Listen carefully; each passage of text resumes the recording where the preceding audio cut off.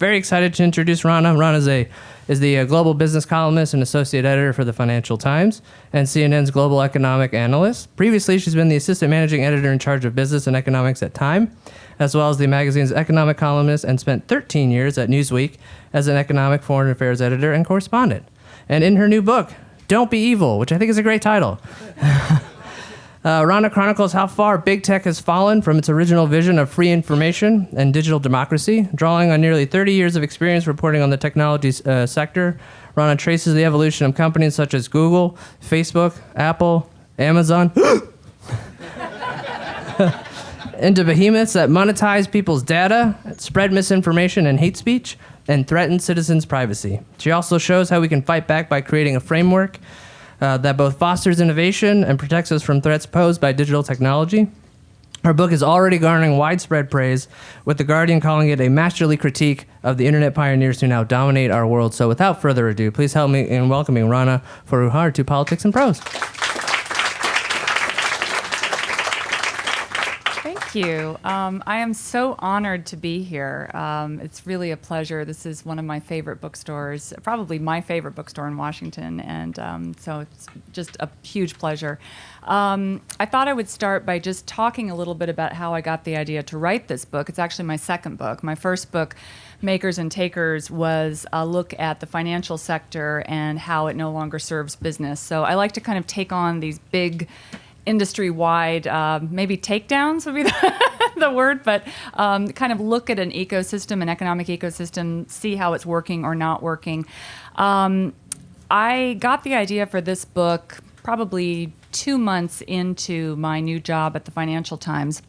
I was hired in 2017 to be the chief business commentary writer. So my job was to sort of look at the top world's business stories, economic stories, and try to make sense of them in commentary. And when I do that, I tend to try and follow the money in order to narrow the funnel of where to put my focus. And I had come across a really, really interesting statistic that 80% of the world's wealth, corporate wealth, was living in 10% of companies. And these were the companies that had the most data, personal data, and intellectual property. And so the biggest of those were the big tech platforms that my book kind of tries to make icons of. We're using all the candy colors here. The FANGs, Facebook, Amazon, Apple, Netflix, Google. So that was a pretty stunning statistic. And it was interesting because I was thinking about how wealth since 2008 had transferred from the financial sector into the big tech sector. And that had happened really quietly without a whole lot of commentary in the press. Now, at the same time, I was starting to kind of dig into this story. Something else happened, a much more personal episode. I came home one day, and there was a credit card bill waiting for me. And I opened it up, and I started looking through, and there were all these tiny charges in the amount of $1.99, $3, $5, whatever. And I noticed that they were all from the App Store. And I thought, oh my gosh, I must have been hacked. And then I thought, who else has my password? My 10-year-old son, Alex. I see nods from parents and others. So I go downstairs and I find Alex on the couch with his phone, which is his usual after-school position. And I say, what's up? Do you know anything about this? And he's sort of stunned and, oh, yes, oh, that, yeah. And turns out Alex has gotten very fond of a game called Fifa Mobile, which is an online soccer game. And it's one of these games that you can download it for free. But once you get into the game and start playing, you have to buy stuff. In-app purchases, it's called, or loot boxes is another name. So if you want to move up the rankings and do well in the game, you have to buy virtual Ronaldo or some new shoes for your player. And $900 and 1 month later, Alex was at the top of the rankings. But I was horrified. I was actually horrified and fascinated, in fact. As a mother, I was horrified. His phone was immediately confiscated. Passwords were changed. Limitations were put into place. By the way, he now officially is allowed only 1 hour a day on his phone. He's 13 years old. The average for that age is 7 hours a day, national average. Now, he sneaks in an extra. I think he probably gets about 90 minutes because I can't police him all the time on the way to school. But I mean, to me, that is a stunning fact that the average American 13-year-old spends 7 hours a day on their phone. Anyway, so I was horrified as a parent, but I was fascinated as a business writer because I thought, this is the most amazing business model I have ever seen, and I have to learn everything about it. And right about that time, someone had come to see me, a man named Tristan Harris, who's one of the characters in my book. And Tristan is a really interesting guy. He was formerly the chief ethics officer at Google, and he was trying to bring goodness and not evil to the company, and make sure that all the products and services were functioning sort of in human interest. And then he realized he was not having any luck doing that within the company, so he decided to go outside and start something called the Center for Humane Technology. And Tristan had become really, really worried about the core business model that is particularly relevant for Google and Facebook, but is also a big part of Amazon's model. And it's really the model that another author, Shoshana Zuboff, who recently wrote a wonderful book on this topic, would call surveillance capitalism. And so it's the idea of companies coming in and tracking everything you are doing online and increasingly offline. You know, if you have an Android phone, it might know where you are in the grocery store. If you're in a car with smart technology, your location coordinates can be tracked. So all of this is serving to build a picture of you that is then used to be sold to advertisers, and then you can be targeted with what's called hyper-targeted advertising, which is essentially why, for example, if I go online to look for a hotel in California, I might get a certain price, but someone else might get a different price. So this is a really important thing. We are looking at different internets, right? There are subtle differences, but they're there. And this data profile that is being built up is splitting us as individual consumers. But I would argue that it's also splitting us as citizens. And when I get to the readings, I'll kind of flesh that out a bit more. But Tristan kind of turned me on to this business model, and he also helped me connect the dots between this business model and what had happened to my son, because it turns out that the technologies, these sorts of nudges that take you down a game, or that bring you to certain places on Amazon, or that give you a certain kind of search result or purchasing option on Google, are part of an entire field called capitology, which is kind of an Orwellian word. And these technologies actually come largely out of something called the Stanford Persuasive Technology Lab. So there is an entire industry that is designed to track your behavior and pull in things like behavioral psychology, casino gaming techniques, and then layer those onto apps that will push you towards making purchasing decisions, or perhaps even other kinds of decisions, political decisions, that might be good for certain actors.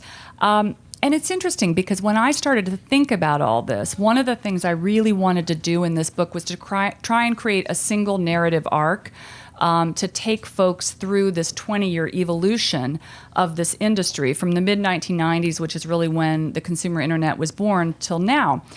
And at the time I was writing, and still probably today, you could argue that Facebook was the company that was getting the most negative attention for a lot of the economic and political ramifications of its business model. But if you go back to the very beginning, Google is the most interesting way to track this, because Google really invented the targeted advertising business model. They really invented surveillance capitalism. And one of the things that is fascinating, and sometimes I'm asked, what's the most surprising thing that you found when writing this book? And really the most surprising thing is it was all hiding in plain sight.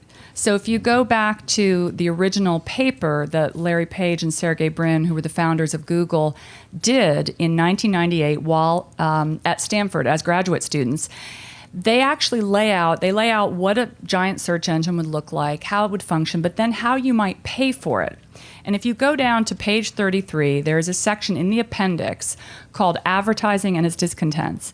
And it essentially says that if you monetize a search engine in this way with hyper-targeted advertising, the interests of the users and the interests of the advertisers, be they companies or who knows what, public entities, are eventually going to come into conflict. And so they actually recommend that there be some kind of academic search engine, an open search engine in the public interest. So this, to me, first of all, is fascinating that it was just there all along. And fascinating that very few people have read that entire paper, even though even those that write about it, which in some ways kind of goes to the point that in the last 20 years we all do a lot less reading. Not folks here, but in general, we do less reading. There was actually a fascinating study that came out recently from Common Sense Media, which is Jim Steyer's group in California that tracks children's behaviors online. Teenagers, only 1/3 of them read for pleasure more than once a month. Long-form articles. Doesn't matter if you're reading on an ebook or device, but long-form articles, books, only once a month for pleasure. So our entire world has been changed. Economically, these companies have huge monopoly power. Politically, we're all kind of living with the ramifications of this new world of social media, disinformation, fake news. And cognitively, our brains are changing. Our behaviors are changing. So connecting all of those things was really what I was trying to get at in this book. And so I'm going to read 2 or 3 maybe short excerpts, and then we can leave a lot of time for questions so that people can kind of dive into as much of this as they want. And I'll start perhaps with my very first meeting with the Googlers, Larry Page and Sergey Brin, who I met not in Silicon Valley, but in Davos, the Swiss gathering spot of the global power elite, where they had taken over a small chalet to meet with a select group of media. The year was 2007. The company had just purchased YouTube a few months back, and it seemed eager to convince skeptical journalists that this acquisition wasn't yet another death blow to copyright, paid content creation, and the viability of the news publications for which we worked. Unlike the buttoned-up consulting types, or the suited executives from the old guard multinational corporations that roamed the promenades of Davos, their tasseled loafers slipping on the icy paths, the Googlers were the cool bunch. They wore fashionable sneakers, and their chalet was sleek, white, and stark, with giant cubes masquerading as chairs in a space that looked as though it had been repurposed that morning by designers flown in from the valley. In fact, it may have been, and if so, Google would not have been alone in such excess. I remember attending a party once in Davos hosted by Napster founder and former Facebook president Sean Parker that featured giant taxidermy bears and a musical performance by John Legend. Back in the Google chalet, Brin and Page projected a youthful earnestness as they explained the company's involvement in authoritarian China and insisted they'd never be like Microsoft, which was considered the corporate bully and monopolist of the time. What about the future of news, we wanted to know. After admitting that Page read only free news online, whereas Brin often bought the Sunday New York Times in print, "It's nice," he said cheerfully. The duo affirmed exactly what we journalists wanted to hear. Google, they assured us, would never threaten our livelihoods. Yes, advertisers were indeed migrating en masse from our publications to the web, where they could target consumers with a level of precision that the print world could barely imagine. But not to worry, Google would generously retool our business model so we too could thrive in the new digital world. I was much younger then, and not the admittedly cynical business journalist that I have since become, and yet I listened skeptically to that happy future of news lecture. Whether Google actually intended to develop some brilliant new revenue model or not, what alarmed me was that none of us were asking a far more important question. Sitting towards the back of the room, somewhat conscious of my relatively junior status, I hesitated, waiting until the final moments of the meeting before raising my hand. "Excuse me," I said, "we're talking about all this like journalism is the only thing that matters, but isn't this really about democracy? If newspapers and magazines are all driven out of business by Google or companies like it," I asked, "how are people going to find out what's going on?" Larry Page looked at me with an odd expression, as if he were surprised that someone should be asking such a naive question. "Oh yes, we've got a lot of people thinking about that." "Not to worry," his tone seemed to say. "Google had the engineers working on that little democracy problem." Next question.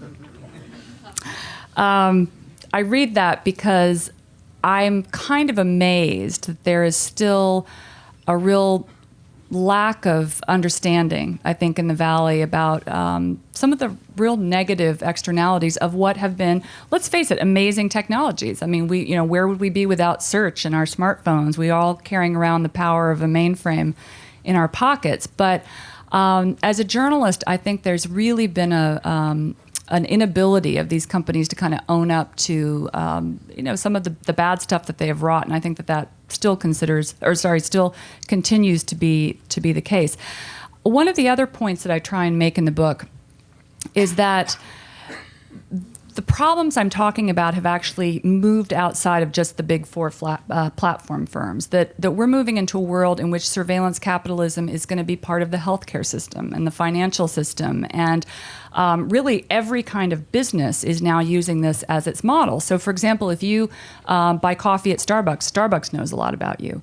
Johnson & Johnson knows a lot about you. There are firms watching you all the time. And so we're really at a pivot point, I think, where we have to ask as a society, what are the deeper implications of this, and are we okay with them? And so I would like to read another excerpt where I look at how this model is moving into the insurance sector and what that means. So far, data has been obtained via computers and mobile devices, but now with the rise of personal digital assistants like Amazon's Alexa, Google's Home Mini, and Apple's Siri, now in a third of American homes, with triple-digit sales growth a year, the human voice is the new gold. While reports of Alexa and Siri listening in on conversations and phone calls are disputed, there's no question that they can hear every word you say. And from there, it's a short step to them using that knowledge to direct your purchasing decisions. It isn't much of a longer step to see the political implications. Already, some researchers worry that digital assistants will become even more powerful tools than social media for election manipulation. Certainly, none of us will be unaffected. Consider that homeowner. Oops, sorry, I'm reading from the wrong part, I think. Apologies. Somehow picked the wrong section here. Anyway, I'm going to talk you through this example because it's something that is already out there. I had a conversation a couple of years ago with an executive from Zurich Financial, which is a big financial company. They do insurance many parts of the world. They will now, if you'd like them to, put sensors in your home or in your car. And if you have, for example, as I do, you live in a 1901 townhouse, let's say you're upgrading your pipes, you get a check, you get a positive mark, and you may see your insurance premium go down. But let's say your kid is smoking a joint in their bedroom, and the sensor picks up on that. You then get a black mark here, and your premium may go up. Same again in your car. If you're speeding, your insurance company will know, and so on and so forth. Now, you can either like this or not, depending on where you sit in the socioeconomic spectrum. But what's very, very interesting is that entire business model, a pooled risk business model, that's what insurance is. It's now been completely disintermediated. So you can be targeted and split. So this is no longer about society pooling risk. This is about individuals having to own the risk. So if you take that to its natural conclusion, you can imagine an elite up here that has access to special pricing and all kinds of great products, but you can also imagine an uninsurable group of people at the bottom. And then who is going to pick up that risk now? The public sector? Maybe. Maybe there'll be a junk bond market for insurance. Either way, you have a split in society that didn't exist before. And that was always the business model here. You go back and read some of the early work of someone like Hal Varian, for example, who was the chief economist at Google. Splitting pricing down to the individual was always the point of platform technology firms like Google or Facebook or Amazon, splitting individuals out so they could be targeted in different ways. But that not only splits pricing, it splits society. And so that's kind of really the core issue I want to get at here. I think I'll maybe read just one more excerpt, and then we have time, yeah? And then we'll open it up for questions after that. My first book, just to mention again, was about the financial industry. And one of the things that strikes me is that big tech companies have in some way become the new too big to fail entities. Not only are they holding more wealth and power than the largest banks, but in some ways they function like banks. They have a tremendous amount of money. They use it to buy up corporate debt. If that debt were to go bad, that could actually be the beginnings of another financial crisis. And so that's kind of a part of this story that really hasn't gotten out there. So let me read just 2 or 3 more pages for you on that topic. The late great management guru Peter Drucker once said, in every major economic downturn in U.S. history, the villains have been the heroes during the preceding boom. I can't help but wonder if that might be the case over the next few years as the United States and possibly the world heads towards its next big slowdown. Downturns historically come about once every decade, and it's been more than that since the 2008 financial crisis. Back then, banks were the too-big-to-fail institutions responsible for our falling stock portfolios, home prices, and salaries. Technology companies, by contrast, have led the market upswing over the past decade, but this time around, it's the big tech firms that could play the spoiler role. You wouldn't think that it could be so when you look at the biggest and richest tech firms today. Take Apple, for example. Warren Buffett says he wished he owned even more Apple stock. Goldman Sachs is launching a new credit card with the tech titan, which became the world's first trillion-dollar market cap company in 2018. But hidden within these bullish headlines are a number of disturbing economic trends, of which Apple is already an exemplar. Study this one company, and you begin to understand how big tech companies, the new too-big-to-fail institutions, could indeed sow the seeds of the next financial crisis. The first thing to consider is the financial engineering done by such firms.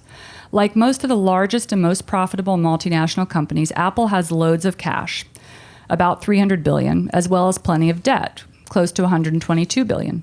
That's because, like nearly every other large, rich company, it has parked most of its spare cash in offshore bond portfolios over the last 10 years.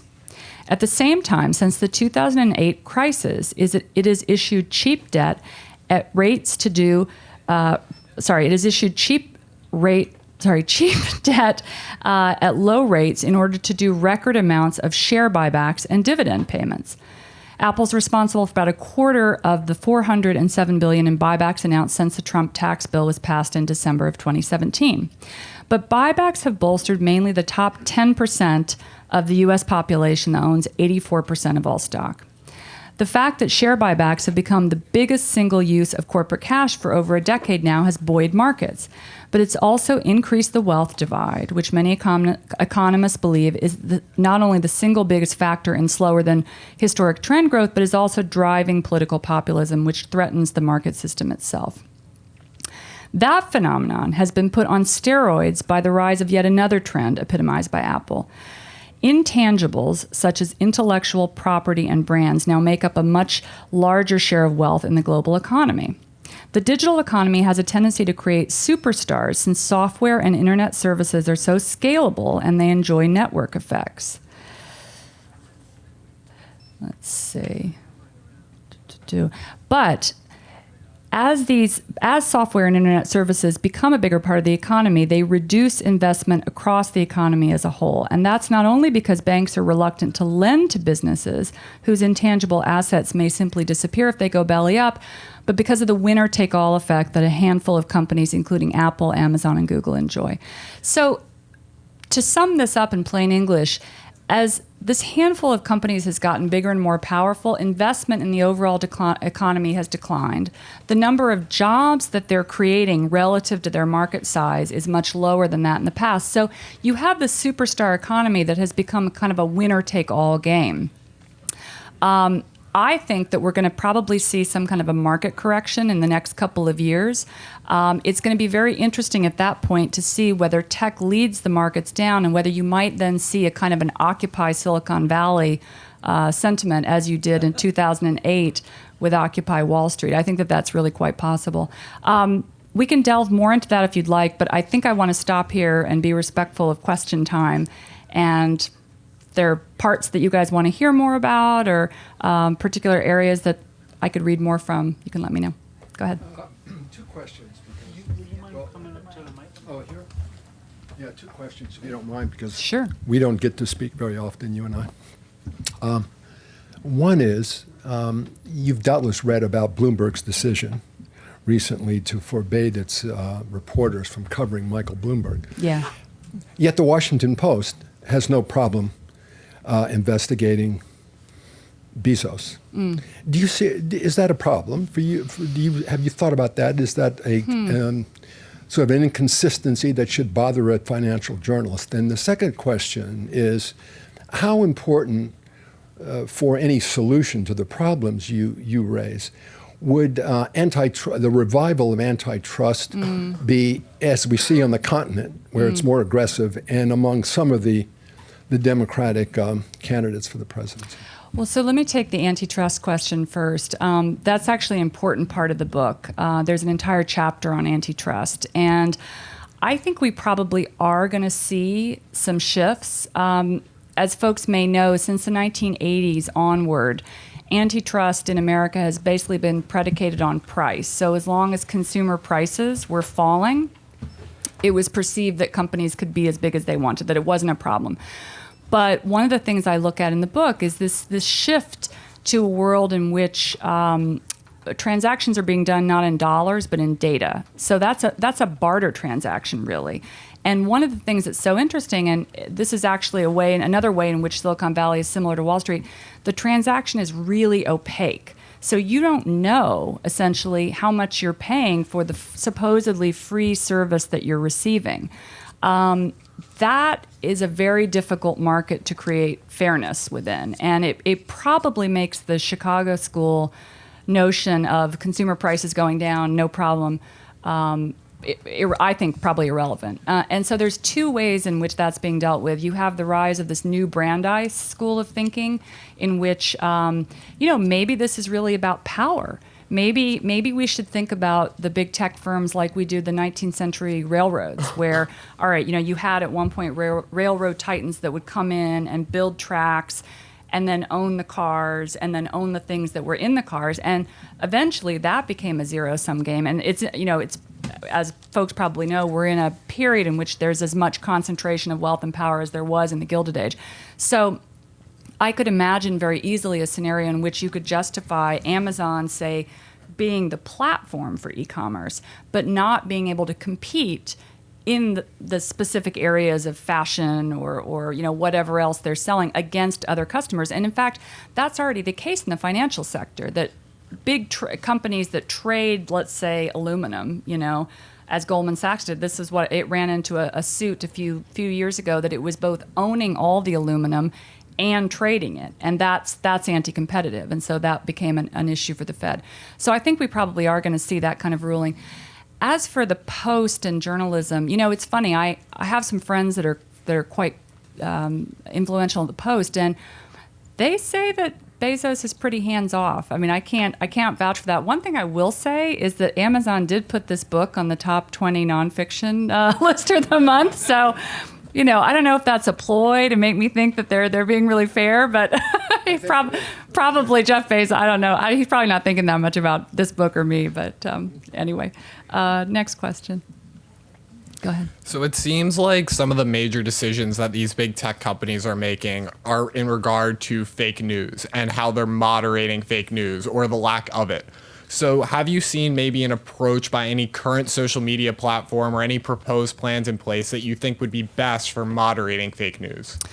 That's such a good question. So just to kind of pull back, the 2 points of view on that are, hey, look, the platform tech companies are essentially giant media and advertising firms, right? I mean, if you look at the business model of a Google or a Facebook, it's essentially just like the Financial Times or CNN. It's just much more effective, and it can be targeted to the individual. That means that these firms have taken, 85, 90% of the new digital advertising pie in the last few years. Now, given that they function as media companies, should they not be liable for disinformation in the way that a media company would be? So if I print something incorrect at the FT, that's, the paper and also my hide on the line there. I think that we should actually think about rolling back some of those loopholes that these firms enjoy since the mid-1990s onwards. I think that they are going to have to take some responsibility. Now, the question is, do we want Mark Zuckerberg being the minister of truth? And that's a really tough question. What I would prefer is for the government to actually, for democratically elected governments to come up with rules about what is and isn't appropriate, and to not have individual companies making those choices. I think we're in a period right now where, you've got Twitter, you've got Google to a certain extent coming out and saying, okay, we recognize we need to do things differently.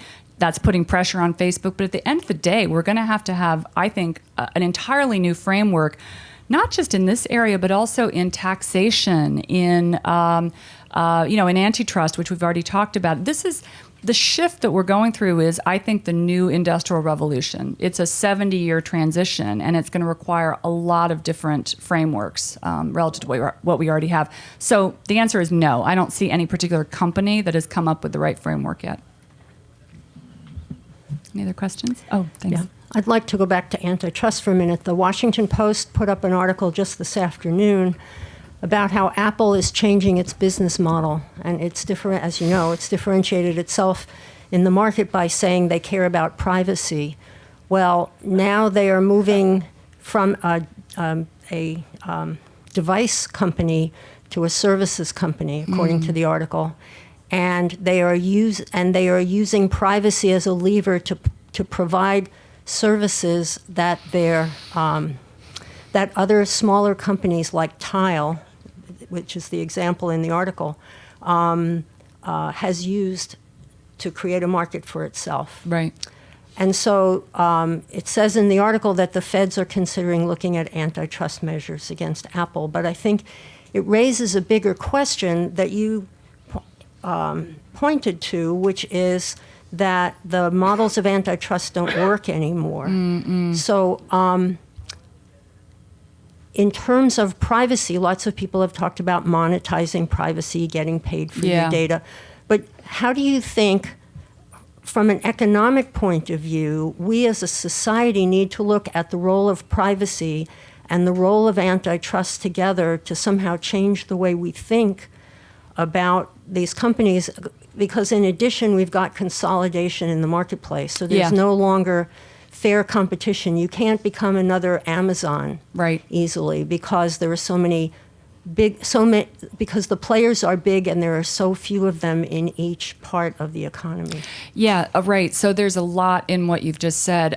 For starters, I think you're hitting on something really important, which I get at in my solutions chapter, that this is such a huge shift, and it's touching so many different areas. I mean, we've talked about privacy, we've talked about antitrust.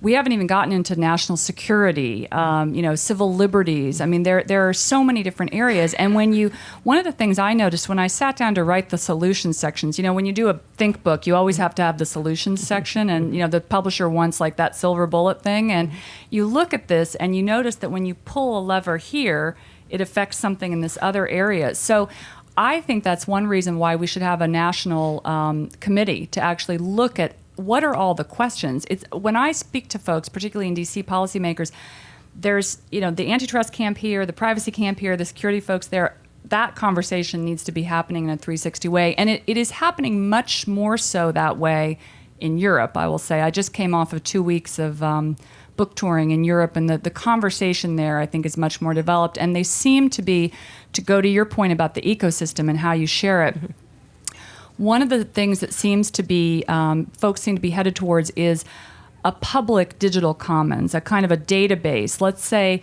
all right, if you decide, as the cat seems to be out of the bag, that we're going to allow surveillance capitalism. I mean, there are certain folks like Shoshana would love to see the dial turned back. I'm not sure if that's possible.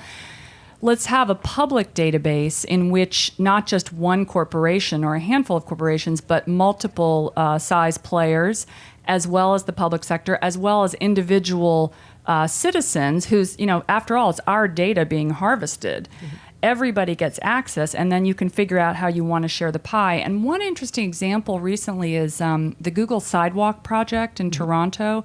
It sounds like you're up on these issues, so you're probably aware, but Google had taken over sort of 12 acres on the Toronto waterfront and put sensors everywhere. And the idea was to create a smart city in which you'd be able to manage traffic patterns and energy usage and things like that. But until recently, Google was going to own all that data and have access to it. And finally, the Toronto government got a clue and said, well, actually, you know what? Let's put this in a public database so other smaller or mid-sized local firms can come in and be part of that economic ecosystem, but also as a public sector, we can decide, well, maybe we want to share data for energy issues or for health issues, but maybe we don't want to share it for certain other kinds of things. And perhaps there would be some way in which individuals could take back some of that value. So California is thinking about a digital dividend payment from the big tech companies. There's also been talk of a digital sovereign wealth fund. If you think about kind of data as the new oil, whatever the value is judged to be, it would be put in the sovereign wealth fund in the same way that Alaska or Wyoming give back payments or use that for the public sector. That could be done with data too. So I think something like that is probably going to be the best solution. I'll tell you, I have many examples in the book of ways in which the bigger players have been able to squash small and mid-sized firms, and that's a major issue. And a lot of venture capitalists that I speak to are actually becoming concerned about that because they say that there's sort of black zones of innovation where if Amazon is there or Google is there, you really can't start a business. There's just been too much that's been ring-fenced. Question over here. Yes. While your book may be the best one on the subject, there have certainly been other books before talking about individuals' privacy and their data and everything about them. Why is it that you think people are so unconcerned about handing over all of their data to these companies when they are perhaps very concerned about handing it over to the government? Why do they feel these guys are the good guys and the government is necessarily the bad guys? Yeah, it's such an interesting question, and that really varies from country to country. I find that's sort of an interesting cultural dynamic that can shift depending on what market you're in. I have really been puzzled as to why people are so, first of all, why everybody just clicks the box and says no problem. I think part of that is the opacity of the market. I mean, if you kind of go back to Adam Smith, basic economics, you need three things to make a market function properly. That would be equal access to data, transparency in the transaction, and a shared moral framework. And you could argue that none of those things are in place when we're making these transactions. I think as that very fact becomes better explained and people begin to kind of understand that narrative, like the insurance example I just gave, that all right, you're getting something, but you're giving up a lot. I'm beginning to see pushback already, and I suspect in recent weeks, as some of the big players have moved into healthcare, into the commercial banking business, I just think that we are going to begin to see more people being reluctant to give up that much value for what they're getting. You're also, interestingly, seeing when there are other options, people will go elsewhere. So Jimmy Wales, who started Wikipedia I think a couple of weeks ago, came up with a new social networking site. He's already got 300,000 users there. And they don't do targeted advertising. It's run on the wiki model where you can donate if you want. I think once the antitrust piece is in place and you actually have space for new competitors to come in and to offer up different kinds of services that perhaps are more respectful of privacy, that you could see a shift there. But I'm curious, actually. Can I poll the audience for a minute? Because I want to ask, how many people think that in the next 5 years, individuals are going to become more worried about giving up information and that's going to change their behavior online? So like 2/3, but not, yeah, that's interesting. Okay. We're sheep. Sorry. Oh, go ahead. Sorry. We're sheep. Oh my God, that was a different book. Go ahead. Curious if you see the administration's suggestion that California can't set its own rules for gas mileage and so on and emissions as having a parallel in this area. I hadn't thought about that question before. I always think about California as really being very leading what is eventually going to become the national standard. And I think in data, I feel like that is going to happen. Even the Europeans, in fact, are saying that the California model is probably the better model for data protection and privacy and sharing of value. So the Europeans have GDPR, which was kind of the first step in the privacy direction, but it doesn't take into account that economic ecosystem. So perversely, you have the big companies maybe being able to do better with the GDPR model and smaller ones getting cut out of the loop because they don't have the legal muscle to kind of deal with all the rules. So I do think the California model is going to become a de facto standard. We also haven't talked about China, which is, of course, going its own way. And I have a chapter in the book where I look at that. I look at the current trade war, tech war, kind of through the lens of surveillance capitalism. And that's going to be very interesting. I think one of the probably the biggest mid to long-term economic question for me is, are we going to see a transatlantic alliance around digital trade and coming up with some standards? Because China is going its own direction. It's going to develop its own ecosystem. It has its own big players. The U.S. is in another category, but where is Europe going to be? Is it going to be a tripolar world? Is it going to be a bipolar world in terms of how all this works? That's a major economic and actually foreign policy question, I think. Question over here. Yeah. Hey, thanks for coming and speaking. I'm wondering, we have like a Department of Agriculture, we have a Department of Energy. Will there be a Department of Technology ever in the U.S., and which other countries already have that kind of thing going? Yeah. England is talking about that, actually. I think kind of an FDA of technology is probably a very good idea.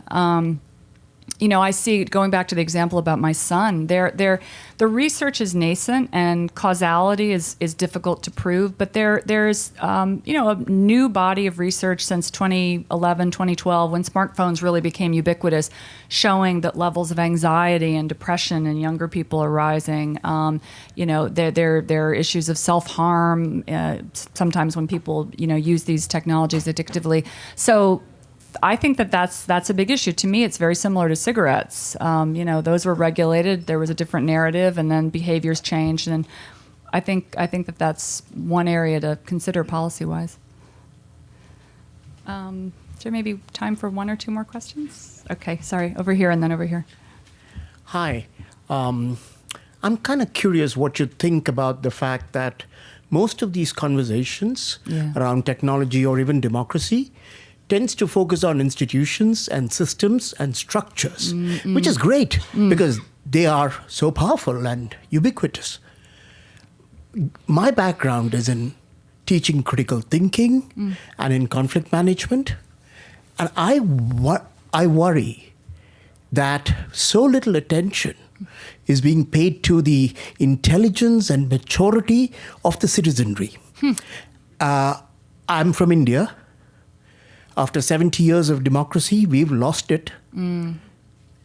I think it's simplistic to blame the right-wing leaders and the government. I believe we as a people have not developed the maturity to be effective, intelligent citizens. We don't have the values. We are still feudal. We are still extremely hierarchical.